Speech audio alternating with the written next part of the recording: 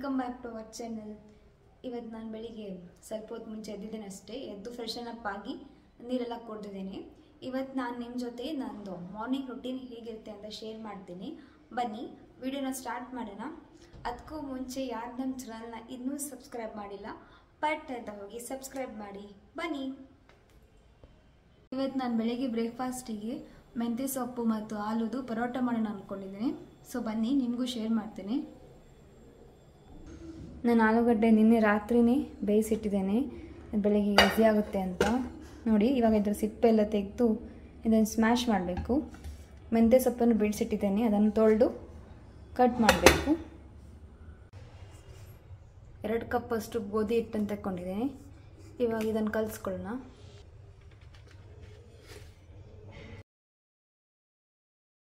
ಇದಕ್ಕೆ ರುಚಿಗೆ ತಕ್ಕಷ್ಟು ಸ್ವಲ್ಪ ಉಪ್ಪನ್ನು ಹಾಕಿದ್ದೇನೆ ಹಾಗೂ ಸ್ವಲ್ಪ ಎಣ್ಣೆನ ಹಾಕಿದ್ದೀನಿ.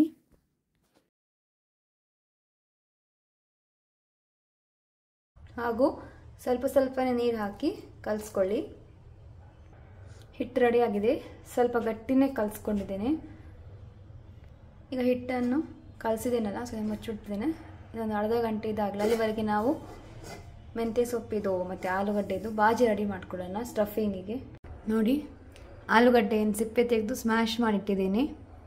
ಇಲ್ಲಿ ನಾನು 4 ಆಲೂಗಡ್ಡೆ ತಗೊಂಡಿದ್ದೇನೆ ಹಾಗೂ 2 ನೀರುಳ್ಳಿಯನ್ನು ಸಣ್ಣದಾಗಿ ಕಟ್ ಮಾಡಿದ್ದೇನೆ ಹಾಗೂ 1 ಕಟ್ಟಷ್ಟು ಮೆಂತ್ಯ ಸೊಪ್ಪು, ಸ್ವಲ್ಪ ಕೊತ್ತಂಬರಿ ಸೊಪ್ಪು.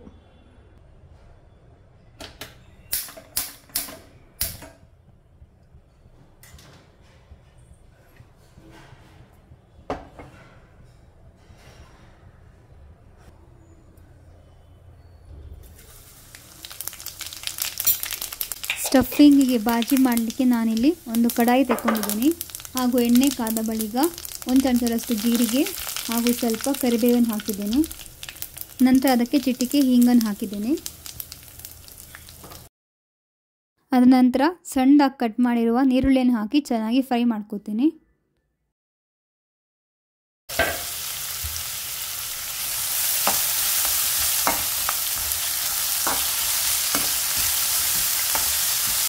ಇವಾಗ ಇದಕ್ಕೆ 1 ಚಮಚದಷ್ಟು ಶುಂಠಿ ಬೆಳ್ಳುಳ್ಳಿ ಪೇಸ್ಟನ್ನು ಹಾಕಿದ್ದೀನಿ. ಇದನ್ನು ಹಸಿ ವಾಸನೆ ಹೋಗೋವರೆಗೆ ಚೆನ್ನಾಗಿ ಫ್ರೈ ಮಾಡ್ಕೋಬೇಕು. ನೀರುಳ್ಳಿ ಬೇಗ ಸಾಫ್ಟ್ ಆಗಲಿಕ್ಕೆ ನಾನು ಇಲ್ಲಿ ಸ್ವಲ್ಪ ಉಪ್ಪನ್ನು ಸೇರಿಸ್ಕೊತಾ ಇದ್ದೀನಿ.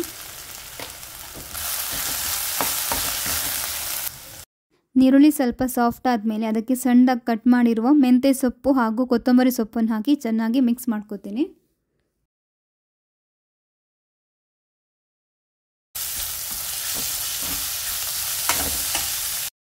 ಮಸಾಲೆಗೆ ಬಂದುಬಿಟ್ಟು ಸ್ವಲ್ಪ ಅರಸಿನ ಪುಡಿ, ಸ್ವಲ್ಪ ಧನಿಯಾ ಪುಡಿ, ಸ್ವಲ್ಪ ಗರಂ ಮಸಾಲ, ಸ್ವಲ್ಪ ಜೀರಿಗೆ ಪುಡಿ ಹಾಗೂ ಸ್ವಲ್ಪ ಖಾರದ ಪುಡಿಯನ್ನು ಹಾಕಿ ಚೆನ್ನಾಗಿ ಮಿಕ್ಸ್ ಮಾಡ್ಕೋತೀನಿ. ಗ್ಯಾಸನ್ನು ಸಿಮ್ಮಲ್ಲೇ ಇಡಿ, ದೊಡ್ಡ ಉರಿಯಲ್ಲಿ ಇಡ್ಲಿಕ್ಕೆ ಹೋಗಬೇಡಿ.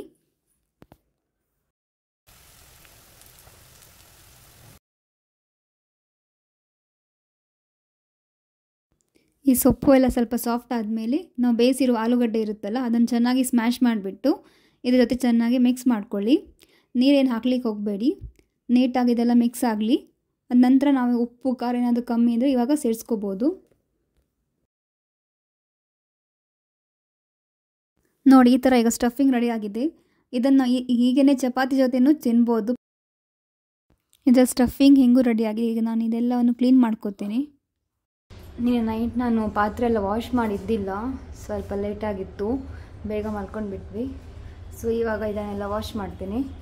ಇವಾಗಿನ ಪಾತ್ರೆನೂ ಸ್ವಲ್ಪ ಇದೆ, ಸ್ವಲ್ಪ ತೊಳೆದಿರೋ ಪಾತ್ರೆನೂ ಇದೆ, ಅದನ್ನು ಜೋಡಿಸ್ತೇನೆ. ಆ ತಣ್ಣಗಾಗೋವರೆಗೆ ಇದೆಲ್ಲ ಕೆಲಸವನ್ನು ಮುಗಿಸ್ತೇನೆ.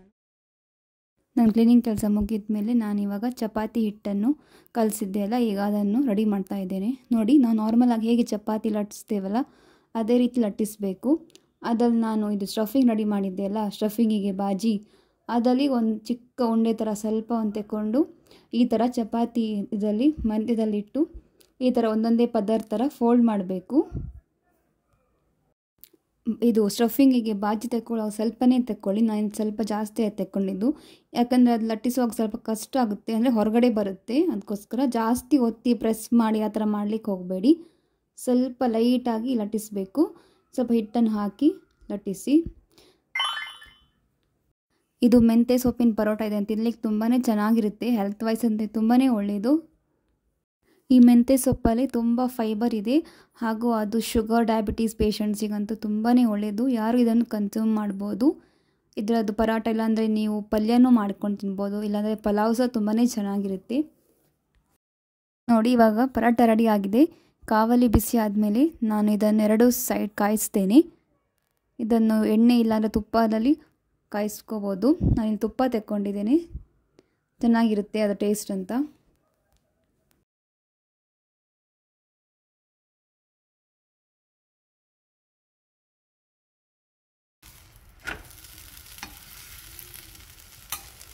ಬೆಳಿಗ್ಗೆ ಎದ್ದು ಅಮ್ಮನಿಗೆ ಒಂದೇ ಟೆನ್ಷನ್, ಮಕ್ಕಳಿಗೆ ಸ್ಕೂಲಿಗೆ ಏನು ಮಾಡಿಕೊಡೋದು ಬ್ರೇಕ್ಫಾಸ್ಟಿಗೆ ಅಂತ. ಆಗ ಈ ಥರ ಎಲ್ಲ ಮಾಡಿಕೊಟ್ರೆ ಅವ್ರ ಹೆಲ್ತ್ ವೈಸು ಒಳ್ಳೆಯದು, ಮಕ್ಕಳು ತುಂಬ ಇಷ್ಟಪಟ್ಟು ತಿಂತಾರೆ. ಒಂದೇ ಥರ ತಿಂದು ಬೇಜಾರಾಗಿದ್ದು ಈ ಥರ ಮಾಡ್ಬೋದು. ನೋಡಿ ಇವಾಗ ಮೆಂತ್ಯ ಸೊಪ್ಪಿನ ಪರೋಟ ರೆಡಿ ಆಗಿದೆ. ಇದನ್ನು ನಾನು ಮೊಸರು ಜೊತೆ ತಿಂತಾಯಿದ್ದೀನಿ, ತುಂಬ ಒಳ್ಳೆಯದಾಗಿರುತ್ತೆ ಟೇಸ್ಟು. ನೀವು ಟ್ರೈ ಮಾಡಿ ಹೇಳಿ. ಬ್ರೇಕ್ಫಾಸ್ಟಲ್ಲಿ ಆದಮೇಲೆ ನಾನು ಮನೆ ಕ್ಲೀನ್ ಮಾಡಲಿಕ್ಕೆ ಹೋದೆ. ನನ್ನ ಮಗಳಿಗೆ ಈ ಥರ ಟಿ ವಿ ಹಾಕಿ ಕೊಡ್ತೇನೆ, ಇಲ್ಲಾಂದರೆ ಅವಳು ಸುಮ್ಮನೆ ಇರಲ್ಲ, ನಂಗೆ ಕರಿತಾನೆ ಇರ್ತಾಳೆ. ಸ್ವಲ್ಪ ಟಿ ವಿ ಹಾಕಿದರೆ ಸ್ವಲ್ಪ ಹೊತ್ತು ಆದರೂ ಟಿ ವಿ ನೋಡ್ಕೊಂಡು ಅವಳು ಪಾಡಿಗೆ ಡ್ಯಾನ್ಸ್ ಮಾಡ್ತಾ ಇರ್ತಾಳೆ. ನೋಡಿ friends, welcome back to our channel. ಇವತ್ತು ಸಂಜೆ ಟೈಮು, ಸ್ವಲ್ಪ ತರಕಾರಿ ಎಲ್ಲ ಖಾಲಿ ಆಗಿದೆ, ಸೊ ತರಕಾರಿ ತಗೊಂಡಿಗೆ ಹೋಗೋಣ ಬನ್ನಿ. ನನ್ನ ಮಗಳು ನೋಡಿ ಅದ್ವಿಕಾ ಹಾಯ್ ಮಾಡು. ಅವಳು ತರಕಾರಿ ತರಲಿಕ್ಕೆ ಚೀಲ ರೆಡಿ ಮಾಡ್ಕೊಂಡಿದ್ದಾಳೆ. ಅವಳೇ ತರಕಾರಿ ತರಲಿಕ್ಕೆ ಅವಳೇ ಹೋಗ್ತಿದ್ದಾಳೆ ಅಂದ್ಕೋಬೇಕು ಯಾರಾದರೂ. ತರಕಾರಿಯಲ್ಲಿ ತಂದಮೇಲೆ ನಾನು ನನಗೆ ಬಿಟ್ಟು ಆಮೇಲೆ ಜೋಡಿಸಿದ್ರೆ ಆಯಿತು ಅಂತ ನನ್ನ ಮಗಳನ್ನ ಕೆಳಗೆ ಕರ್ಕೊಂಡು ಬಂದೆ ಪಾರ್ಕಿಗೆ. ನೋಡಿ ಅವಳು ಎಷ್ಟು ಖುಷಿಯಾಗಿ ಅವಳ ಫ್ರೆಂಡ್ಸ್ ಜೊತೆ ಆಟಾಡ್ತಿದ್ದಾಳೆ ಅಂತ. ಅವಳಿಗೆ ಪಾರ್ಕಿಗೆ ಬಂದರೆ ತುಂಬ ಖುಷಿ, ಅದರಲ್ಲಿ ಮಣ್ಣು ಆಟಾಡೋದಂದರೆ ಇನ್ನೂ ಸಹ ಖುಷಿ ಅವಳಿಗೆ. ಸ್ವಲ್ಪ ಹೊತ್ತು ಆದಮೇಲೆ ಕತ್ತಲಾಯಿತು, ಮಳೆ ಬಂತು, ಅದಕ್ಕೋಸ್ಕರ ಮೇಲೆ ಹೋಗಿ ದೇವರಿಗೆ ದೀಪ ಎಲ್ಲ ಹಚ್ಚಿ ಮತ್ತೆ ಕೆಳಗಡೆ ಬಂದು ಪಾರ್ಕಿಂಗಲ್ಲಿ ಆಟಾಡ್ತಾ ಇದ್ವಿ. ಸೊ ಇದು ಇವತ್ತಿನ ವ್ಲಾಗ್ ಆಗಿತ್ತು. ನಿಮಗೂ ನಮ್ಮ ವಿಡಿಯೋ ಇಷ್ಟ ಆದ ನಮ್ಮ ವಿಡಿಯೋನ ಲೈಕ್, ಶೇರ್, ಕಮೆಂಟ್ ಹಾಗೂ ಇನ್ನೂ ಯಾರು ನಮ್ಮ ಚಾನಲ್ನ ಸಬ್ಸ್ಕ್ರೈಬ್ ಮಾಡಿಲ್ಲ ಪ್ಲೀಸ್ ಸಬ್ಸ್ಕ್ರೈಬ್ ಮಾಡಿ, ನಮ್ಮ ಸಪೋರ್ಟ್ ಮಾಡಿ. Thank you, tata, bye.